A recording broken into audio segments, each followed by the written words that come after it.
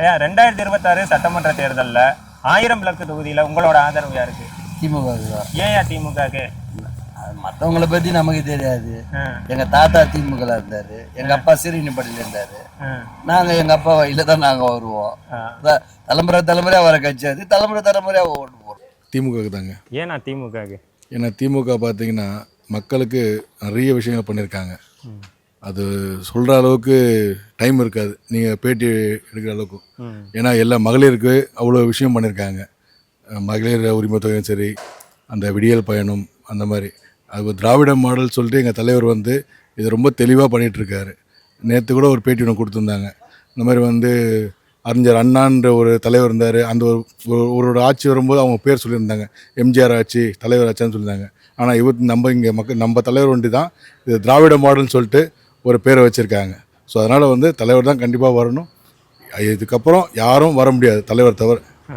ஒரே தலைவர் அவர் தான். மாற்றத்தை ஏற்படுத்தணும்னு சொல்லிட்டு நிறைய பேர் வந்திருக்காங்க. என்ன மாற்றத்தை எதிர்பார்க்குறாங்கன்னு சொல்லுங்கள். இல்லை, நாங்கள் இன்னும் தமிழ்நாட்டை நல்லா முன்னேற்றுவோம் அப்படிலாம் சொல்லியிருக்கோம். இப்போ தமிழ்நாடு எப்படி இருக்குது? நல்லா தான் இருக்குது. 10 வருஷம் முன்னாடி எப்படி இருந்தது தமிழ்நாடு? அப்போ இதுக்கு மேலே என்ன மாற்றம் எதிர்பார்க்குறாங்க? இப்போ எல்லாரும் அறிக்கை கொடுக்குறாங்க. அந்த அறிக்கையெல்லாம் நான் எங்கள் தலைவர் கொடுத்த அறிக்கை தான் அவங்க எக்ஸ்ட்ரா வச்சு கொடுக்குறேன்னு சொன்னாங்க. அன்றைக்கி முடியாத சொன்னவங்க இன்றைக்கி முடியும்னு சொல்லிட்டு இருக்காங்க. ஸோ அதுக்கு மேலே என்ன மாற்றம் எதிர்பார்க்குறீங்க? ஏற்படுத்த போறோம்னு வந்திருக்காங்க. இல்லை, ஏற்படுத்த நாங்கள் தான் ஏற்படுத்திட்டோமே. இதுக்கு மேலே நாங்கள் என்ன ஏற்படுத்த இருக்கு அது சொல்லுங்கள். அவங்களால எந்த ஒரு மாற்றத்தையும் ஏற்படுத்த முடியாதுன்னு இல்லை, எங்கள் தலைவர் என்ன பண்ணுறாரோ அதுதான் பண்ணுவாங்க. போன 10 ஆண்டில் ஏதாவது ஒரு இன்ஃப்ராஸ்ட்ரக்சர் வளர்ந்துருக்கா நம்ம தமிழ்நாட்டில்? இன்றைக்கி எத்தனை பாலங்கள் கட்டியிருக்காங்க, எவ்வளோ பூங்கா இது பண்ணியிருக்காங்க, எவ்வளோ வேலை பண்ணியிருக்காங்க. அதுக்கு மேலே என்ன பண்ண எதிர்பார்க்குறாங்க? திமுகவுக்கு தான். ஏன் திமுக? அவர் நல்ல திட்டங்கள்லாம் கொண்டு வந்திருக்கிறாரு. விடியல் பயண திட்டம், சத்துணவு திட்டம், குழந்தைங்களுக்கு காலை உணவு திட்டம், எல்லா திட்டம் சொல்ல தெரியல. இருந்தாலும் நல்ல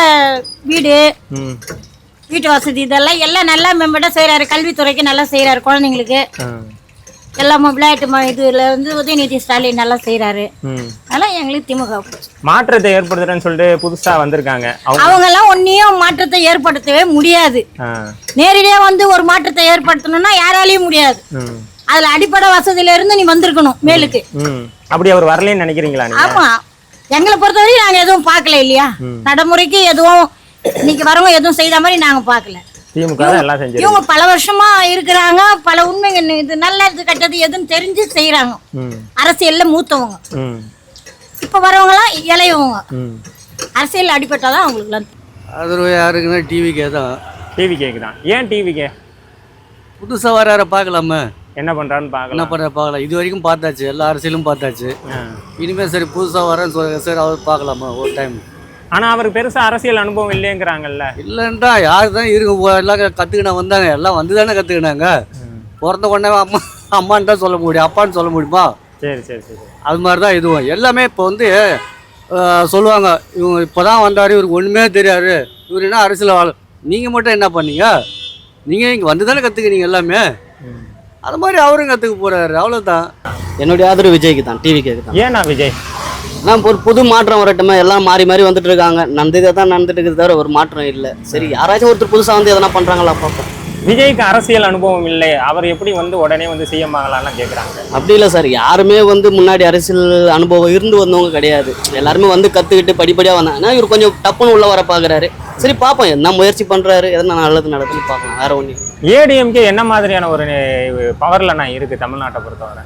அவங்க அம்மா இருக்கிற வரைக்கும் அவங்க நல்ல ஸ்ட்ரென்த் உள்ள கட்சியாக தான் இருந்தாங்க. இப்போ நம்ம ஏடிஎம்கில் பார்த்தீங்கன்னா யாருமே நம்ம ஓட்டு போட்டு தேர்ந்தெடுக்கல. ஒருத்தர் பின்னாடி ஒருத்தர் தான் வந்தாங்க. இதுக்கப்புறம் அவங்க வரும்போது மக்களுடைய சப்போர்ட் எப்படி இருக்குதுன்னு நம்மளுக்கு தெரியாது. ஏன்னா அவங்களுக்கு இருந்த தலைங்கெல்லாம் போயிட்டாங்க. இதுக்கப்புறம் அவங்கள பற்றி என்ன நம்ம பேச முடியல சரியா. திமுகவோட செயல்பாடுகள் கடந்த 5 வருஷமா எப்படி இருந்தது? இப்போ பரவாயில்லைங்க, நல்லா தானேங்க பண்ணுறாங்க. அருமையான திட்டங்கள்லாம் பண்ணுறாங்க. அவங்க பண்ணாத திட்டம் என்ன இருக்குது சொல்லு? பாலங்க, ரோடுங்க. கலைஞர் இருக்கும்போதே அன்றைக்கி நாகப்பட்டினம் 12 மணி நேரம் போன வண்டிங்க இன்றைக்கி 6 மணி நேரம் 8 மணி நேரத்தில் போகிறாங்க. யார் கொண்டு வந்தது இதெல்லாம்? முதல்ல டெல்லியில் நம்ம தமிழ்நாட்டுக்காரனுக்கு எம்பி பதவி கொடுப்பாங்களா? மந்திரி பதவிங்க யாருக்கு வாங்கி கொடுத்தது? கலைஞர் தான் வாங்கி கொடுத்தாரு. எல்லா நல்லது தான் கலைஞர் தான் செஞ்சார். திருநங்கை சமூகத்தை அவங்கள 9 போட்டா எழுதினாங்க. அவங்கள ஒரு திருநங்கையாக ஒரு மனுஷாலாம் மதித்து திருநங்கைன்னாரு. தமிழுக்கு செம்மொழி கொடுத்தாரு. இதுக்கு மேலே என்ன செய்யணும் சொல்லுங்க. ஓகே அவர் கட்டுமானத்தில் என்ன குறை வச்சிருக்காங்க? ஓகே சிங்கார சென்னை நாங்கள் அன்றைக்கெல்லாம் ரோட்டில் பேணுகின்னு கிடந்தாங்க. எங்கே போனாலும் பாத்ரூம் கிடையாது.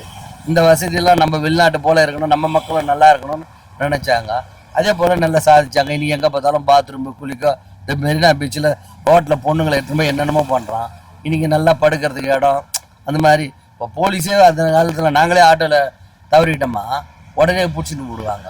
இன்றைக்கி அவங்களுக்கு தங்குறதுக்கு ஒரு இடம் கட்டி வச்சிருக்காரு. இந்த மாதிரி சலுகைலாம் இருக்கும்போது அந்த அரசாங்கத்தை தான் எல்லாரும் மக்கள் விரும்புவாங்க. ஒருத்தரோட கருத்து வந்து நமக்கு நல்லது செய்கிறாங்களான்றது தான் பார்க்கணும். நமக்கு காவலனால் நம்ம உள்ள சார்ந்தவங்களுக்கு ஆகுறேன். இன்றைக்கி மகளிருக்கு ஒரு 1000 ரூபாய் கொடுக்குறாங்க. ஏதோ ஒரு மகளில் ஒரு 1000 ரூபாய் கிடைக்குதுன்னா இன்றைக்கி 100 ரூபாய்க்கு எவ்வளோ பேர் இங்கே இருக்கான், பிச்சை எடுக்கிறான். அந்த 1000 ரூபாய் எவ்வளோ பெரிய விஷயம். நிறைய பேர் சொல்லுவான் 1000 ரூபான்னு 1000 ரூபான்னு. அவன் பாக்கெட்டில் 1000 ரூபாய் இருக்குது, அதனால அடுத்தவங்க சொல்லுவான். சாப்பாட்டுக்கு இல்லாதவனுக்கு தான் சாப்பாட்டோட வழி தெரியும். எல்லாமே வீட்டில் வச்சுக்கின்னு அது என்ன சாப்பாடுனா போல அதுனா அவனுக்கு என்ன தெரியும் சாப்பாட்டோட வழி. பசியில் இருக்கிறவனுக்கு தான் சாப்பாடு தேவை, பசி இல்லாதவனுக்கு தேவை கிடையாது.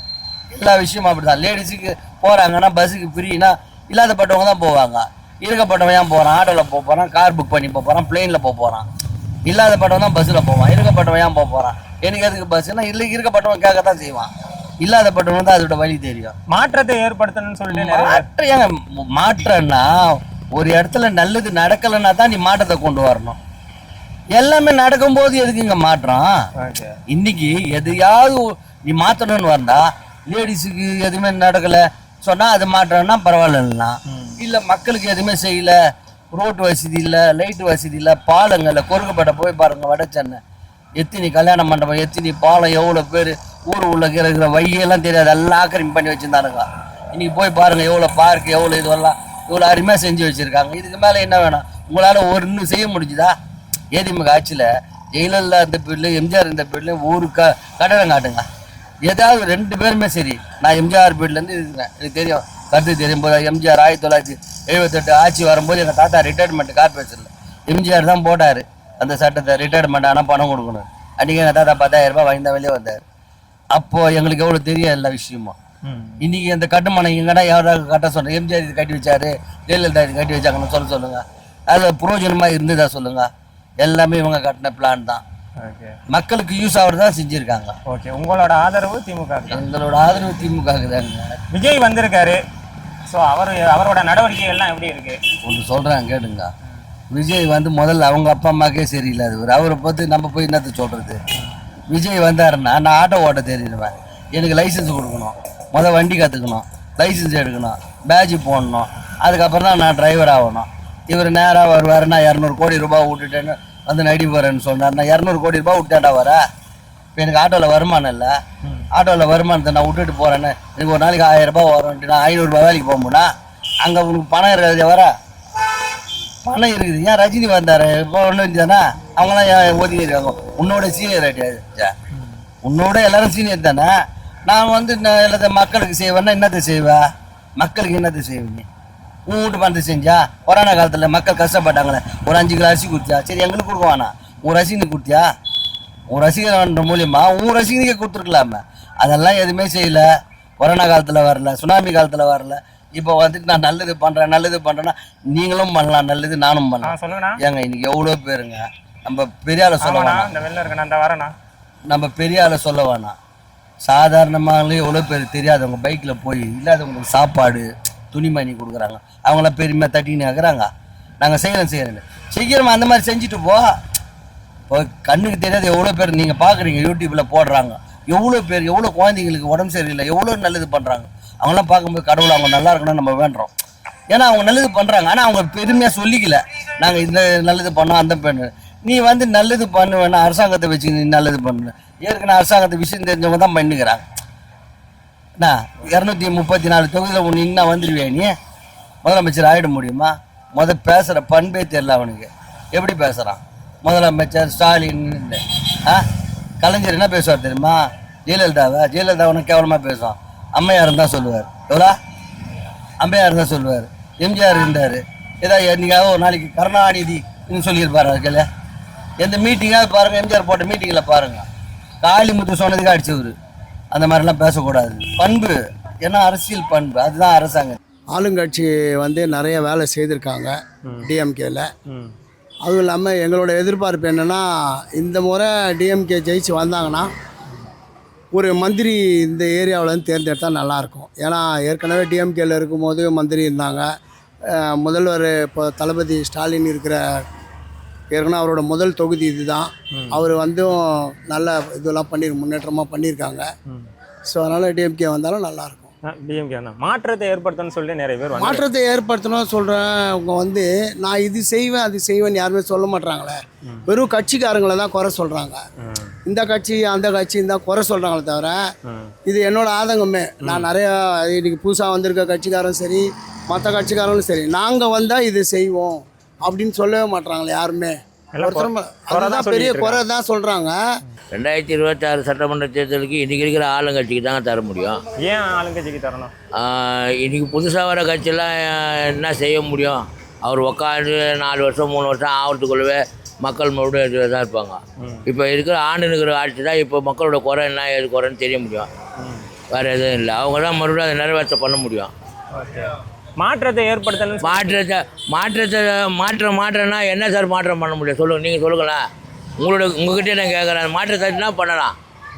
புதுசாக ஒரு ஆள் வராங்க, அவருக்கு வாய்ப்பு கொடுத்தா, அவருக்கு வாய்ப்பு கொடுத்தா அவரு என்ன பண்ணுவார் சொல்லுங்கள்? அவருக்கு நீங்கள் தான் சார் சொல்லணும். அவர் வாய்ப்பை வருஷம் பண்ண முடிச்சுக்கிட்டே அவர் உட்காந்து 1 வருஷம் எல்லாரையும் செட் பண்ணி ரெடி பண்ணி முடிக்கிறதுக்குள்ளே 2-3 வருஷம் ஆகிடும். மறுபடியும் மக்களுக்கு சேவை இறங்கிறதுக்குள்ளே 4வது வருஷம் முடிஞ்சிடும். 5வது வருஷம் தேர்தல் இறங்கிட்டோம். இப்போ இருக்கிறவங்களே நிரந்தரமாக பண்ணிட்டு போகலாம் இல்லை, வேறு எதுவுமே இல்லை சார். நம்மளோட கருத்து கண்டிப்பாக அதுதான். 2 பேரையும் பார்த்தாச்சு. புதுசாக ஒருத்தர் வராங்களா, போட்டு பார்ப்போம் ஒரு வாட்டி. அப்போ விஜய்க்கு தான் போட போகிறீங்களா? ஆமாம், டிவி தான். ஏன் டிவிக்கு மாற்றம் தான்? அதான் சொல்லிட்டேனே, மாற்றம். பெருசாக அரசியல் அனுபவம் இல்லைங்கிறாங்களே. அதை பற்றி நமக்கு தெரியல. இவங்க தான் என்ன செய்கிறான்னு பார்க்கலாம். இவங்க 2 பேரும் மாற்றி மாற்றி என்ன செஞ்சுட்டாங்க, அவர் என்ன செய்ய போகிறோம் அதையும் பார்க்கலாமே ஒரு வாட்டி. 2 பேருக்கு மாற்றி மாற்றி போட்டு பார்த்துக்கலாம். போன அரசியலில் டிஎம்கே தான் போட்டேன். இது வரைக்கும் ஒன்றும் செய்யலை. நீ ஒன்றுமே பண்ண போகிறது மாதிரி தெரியும் இல்லை, முடிஞ்சு போச்சு ஆச்சு. அவங்களுக்கும் போட்டு பார்த்தாச்சு, அவங்களும் இவர் என்ன செய்யறான்னு பார்க்கலாமே.